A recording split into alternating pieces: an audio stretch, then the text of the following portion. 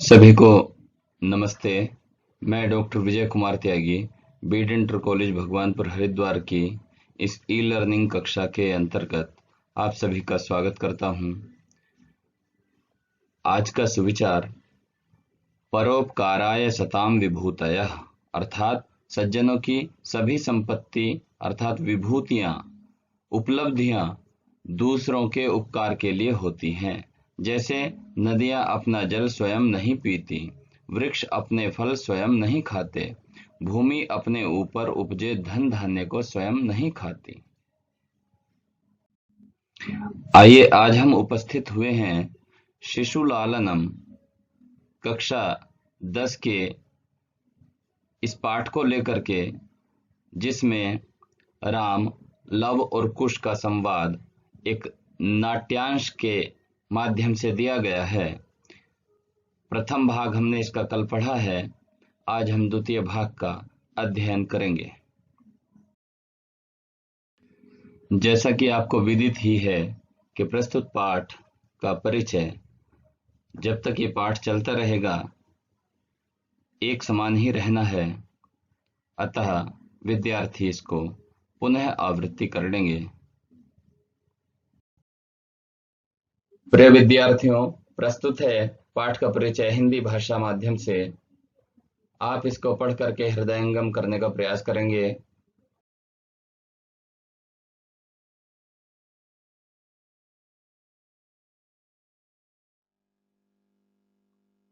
प्रिय विद्यार्थियों, आइए अध्ययन करते हैं पाठ्यांश द्वितीयः।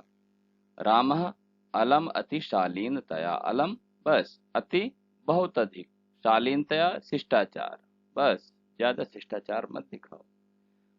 श्लोक कहा है, भवति शिशुजनो वयोनुरोधात् गुणमहतामपि लालनीय एव, व्रजति हिमकरोऽपि बालभावात् पशुपतिमस्तककेतकच्छदत्वम्।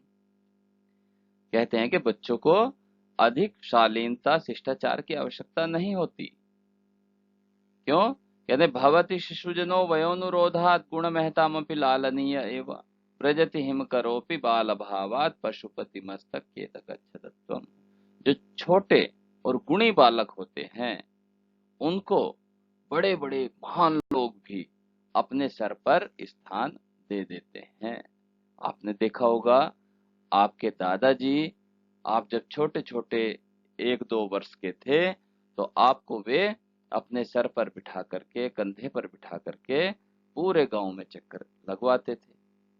और जब शिशु बड़ा हो जाता है तो यह प्रक्रिया वहां पर बंद हो जाती है। तो बाल भाव के कारण वे गुणी बालक सर पर बैठाने योग्य होते हैं।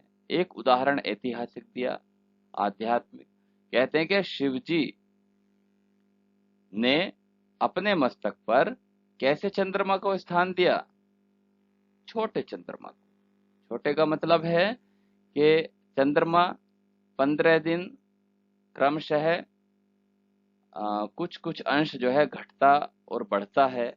तो सबसे छोटा जो एक लकीर सी होती है, सी टाइप का जो चंद्रमा रह जाता है, केवल उसी को शिव जी ने भी अपने मस्तक पर स्थान दिया है। पूर्ण चंद्रमा को उन्होंने भी स्थान नहीं दिया। कहने का तात्पर्य है कि जो बालक हैं, जो छोटे होते हैं, जो गुणों से युक्त अच्छे अच्छे बालक होते हैं, उनको सम्मान बड़ों के द्वारा दिया ही जाना चाहिए। रामः एष भवतो सौन्दर्यावलोकजनितेन कौतूहलेन पृच्छामि, क्षत्रिय कुल पितामहयो सूर्यचंद्रयो को वा भवतोर वंशस्य कर्ता। कहते मैं कि आपके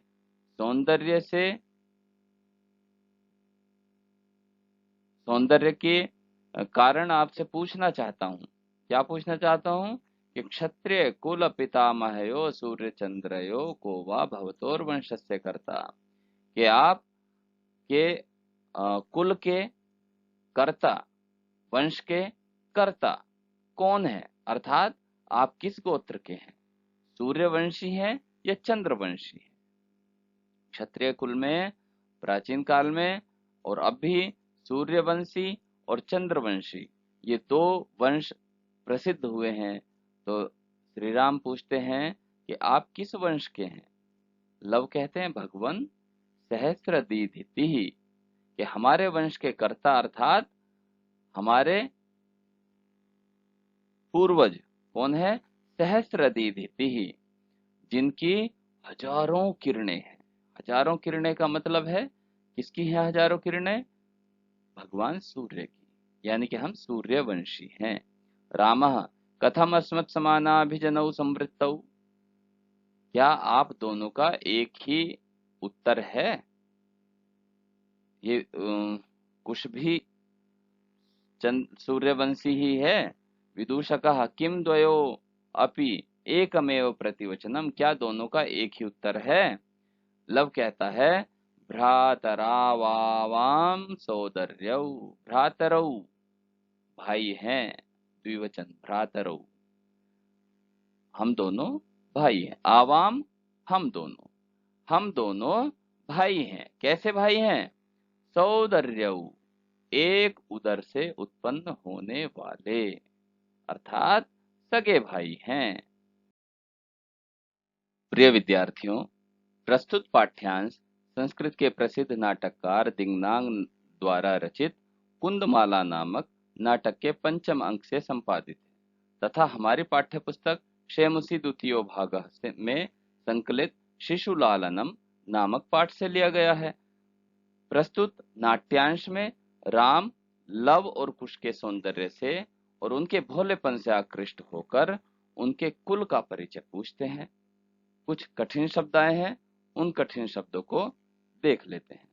भ्रातरावाम, भ्रातरौ धन आवाम, औ को अब हो गया तो भ्रातरावाम, आवाम हम दोनों, भ्रातरौ भाई है, दो भाई है। निर्दिश्य, निर उपसर्ग है, दिश धातु है और ल्यप प्रत्यय है, मिलकर के बना ल्यप का केवल यह शेष बचता है। तो निर्दिश्य, ल का लोप हो जाएगा और पा का लोप हो जाएगा। जब निर, दिश और यह बचा, इन सबको मिलाएंगे तो बनेगा निर्दिश्य। कुशलवौ, कुशलवौ एक साथ प्रयोग करने का मतलब है अगर एक वचन में होगा तो लवह बनेगा और द्विवचन होगा तो लवौ बनेगा। तो कुश और लव कितने हैं संख्या में? 2, तो इसलिए द्विवचन का प्रयोग कर दिया। कुशलवौ, कुशः च लवः च, कुश और लव। समुदाचारः, सम उपसर्ग है, उत उपसर्ग है, आंग उपसर्ग है, चर धातु है और घय प्रत्यय है। इस तरह से शब्द बना समुदाचारः।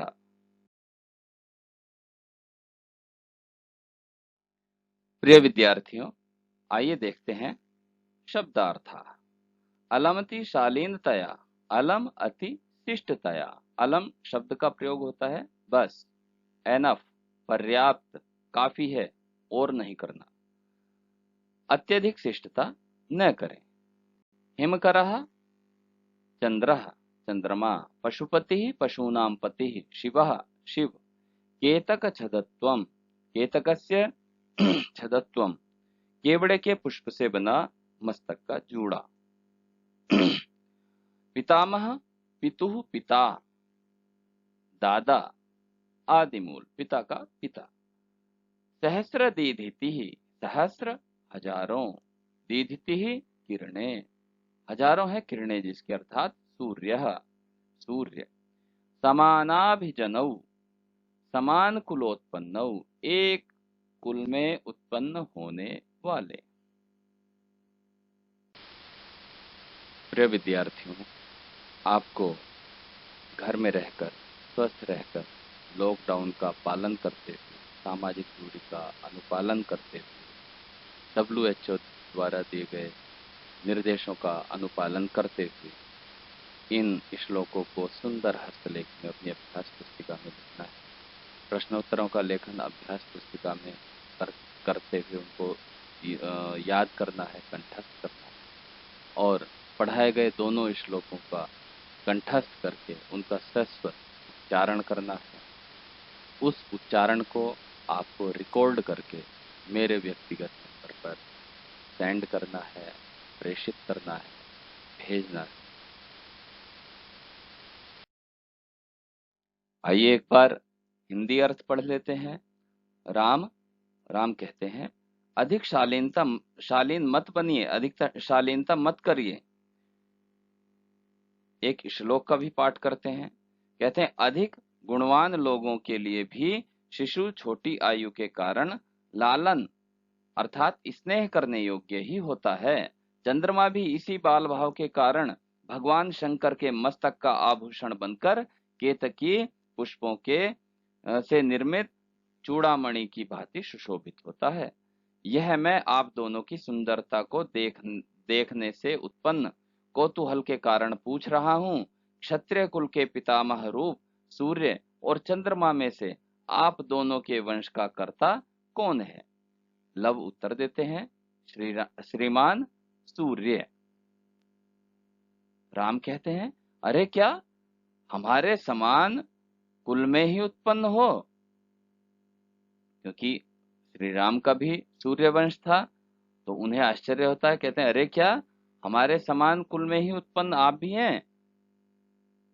विदूषक कहता है, क्या आप दोनों का एक ही उत्तर है?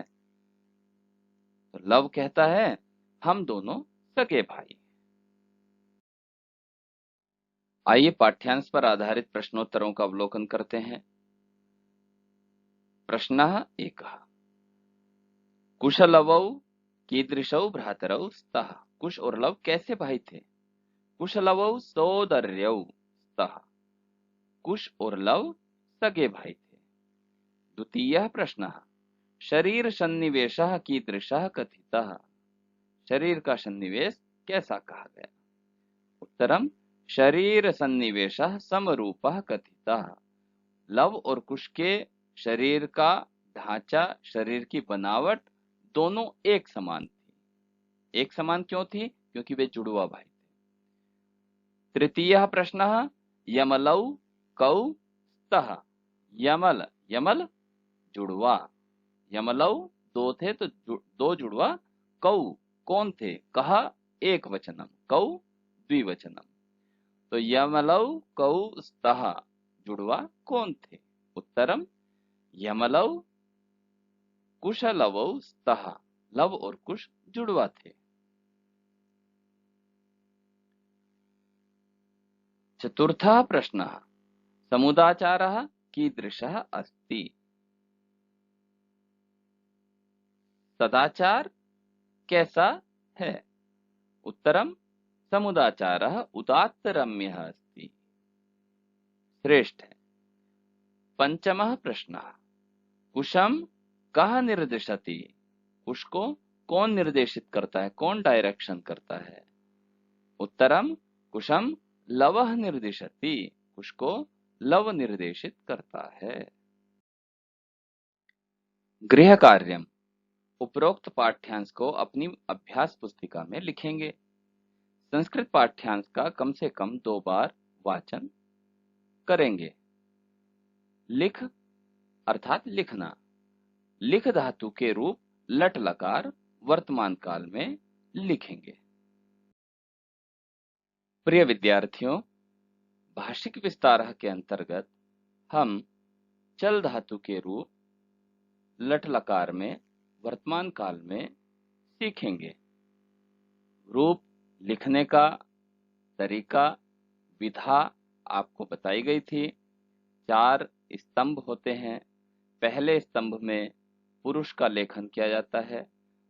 द्वितीय स्तंभ में एक वचन के रूप आते हैं। तृतीय स्तंभ में द्विवचन और चतुर्थ स्तंभ में बहुवचन। स्तंभ मतलब कॉलम, अंग्रेजी में बोलते हैं कॉलम, खंबा जो ऊपर से नीचे होते हैं उसे स्तंभ कहा जाता है। और प्रथम पंक्ति में जैसा कि आप देख रहे हैं, पुरुष का निर्देश क्या है कि नीचे पुरुष लिखा है, उसके सामने एक वचनम, द्विवचनम, बहुवचनम। ऐसे ही पुरुष के नीचे प्रथमः पुरुषः प्रथम पंक्ति में, मध्यमः पुरुषः द्वितीय पंक्ति में और उत्तमः पुरुषः अंतिम पंक्ति में लिखा जाता है।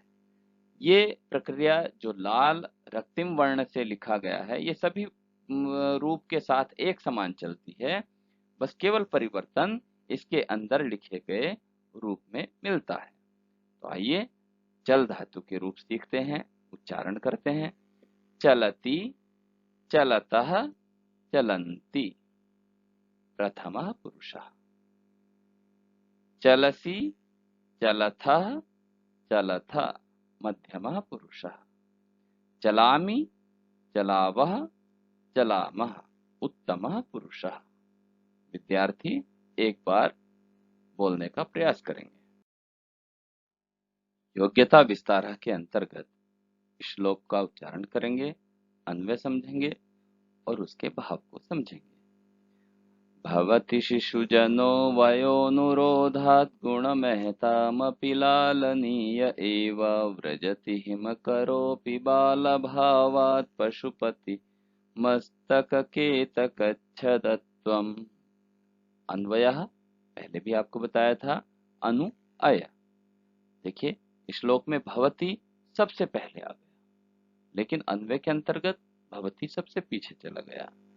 तो मैंने पहले आपको समझाया था, अन्वय यही प्रक्रिया होती है कि सबसे पहले जो शब्द आया है उसके पीछे कौन सा शब्द आएगा, उसके पीछे कौन सा शब्द आएगा, यानी कि कर्ता, कर्म, करण आदि, क्रिया आदि को यथा स्थान रखना अन्वय कहलाता है।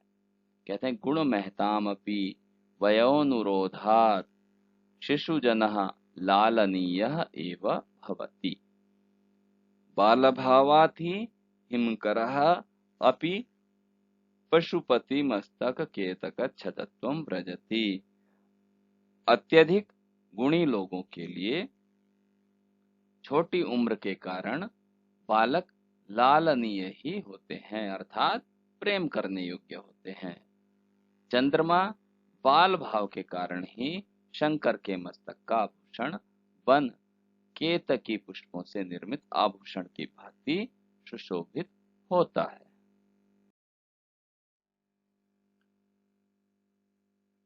इस व्हाट्सएप ग्रुप में संयुक्त समस्त अनुश्रवणकर्ताओं, अधिकारीगण, विद्यालय प्रधानाचार्य, शिक्षकगण एवं प्रिय विद्यार्थियों, आप सभी का कोटि कोटि धन्यवाद, हार्दिक धन्यवाद, क्योंकि आपने इस ई लर्निंग कक्षा को एक सफल रूप प्रदान करने में पूरा सहयोग प्रदान किया।